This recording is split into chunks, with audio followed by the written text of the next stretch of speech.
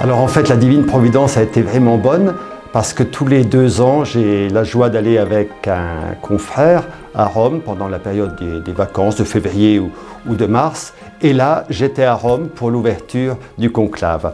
Alors nous logeons au séminaire français de Rome et la veille, on nous disait « ça ne sera encore pas pour tout de suite, ça ne sera encore pas pour tout de suite ». Il y avait tous les pronostics voilà, qui allaient bon train. Et nous devions repartir le 14. Alors le 13, dans l'après-midi, nous étions partis visiter Saint-Paul hors les murs, la belle basilique. Et puis de retour vers 18 h, on se dit, oh ben, tiens, on pourrait peut-être aller quand même voir la fumée noire. Donc vers 19 h, nous sommes allés à direction Saint-Pierre. Et plus on approchait de la place, plus la foule approchait, elle aussi.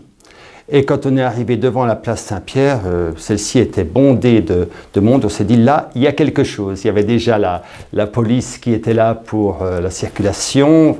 Voilà, on s'est dit, là, il y a quelque chose. Et puis effectivement, bingo, nous étions nous sommes arrivés juste avant l'arrivée de la fumée blanche. Alors, explosion de joie sur la place Saint-Pierre, explosion de joie et en même temps, interrogation. Qui va devenir notre nouveau pape? C'était un petit peu la question. Mais il y avait vraiment une ambiance de joie, une ambiance, c'est vraiment très très beau. Et puis une demi-heure après, 3/4 d'heure peut-être, je ne me souviens plus exactement, le nouveau pape est apparu.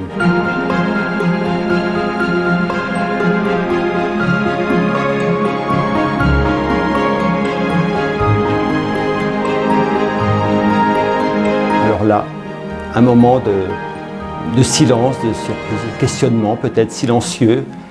Qui est-il? Pour ainsi dire, un inconnu en tout cas pour nous les Français.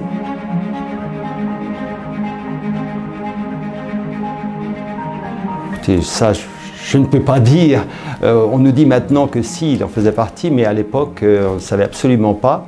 Et puis moi j'ai eu ce sentiment en étant en présence de ce nouveau pape, vraiment qu'une page se tournait. Une page était en train de se tourner et une nouvelle page allait s'écrire. C'était un petit peu un sentiment à la fois insécurisant, parce qu'on ne sait pas trop quand on est devant quelque chose ou une situation nouvelle, on ne sait pas trop ce que ça va donner, mais en même temps un grand moment de joie, un grand moment de bonheur. Et puis le nouveau pape nous a demandé de prier pour lui. C'est vraiment une grande humilité. Et puis, bien sûr, quelque chose de fondamental aussi que j'allais oublier, le choix de son nom. François, en lien avec les pauvres, la pauvreté. Enfin, pour moi, François d'Assise, voilà, il y avait quelque chose, un message qui était déjà donné, quelque chose de très beau.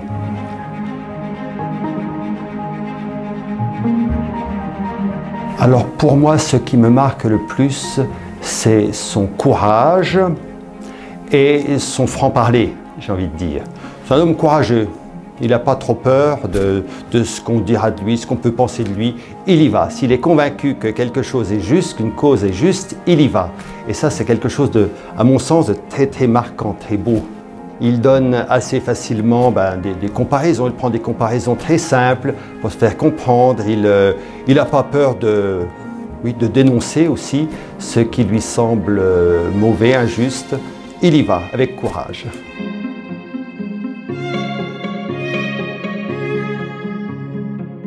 Alors je ne suis peut-être pas un grand expert dans le domaine, mais pour ma part, je sais qu'il a repris un certain nombre de sujets, de dossiers douloureux, ouverts avec courage en son temps par son prédécesseur. Et ça, je crois que c'est déjà quelque chose de très très beau. Donc bien sûr, on peut penser au sujet de certains prêtres criminels. On peut penser aussi à la question de la banque du Vatican, toutes ces choses-là. Et puis, ce que moi je trouve de très très beau dans la personnalité du pape, dans son ouvrage, c'est vraiment son amour pour les petits, pour les humbles. Bon, dans son pays d'origine, il a déjà beaucoup combattu toutes sortes d'injustices et il continue comme pape. c'est très beau, il nous donne une impulsion nouvelle à ce niveau-là. C'est vraiment très encourageant, très beau pour nous.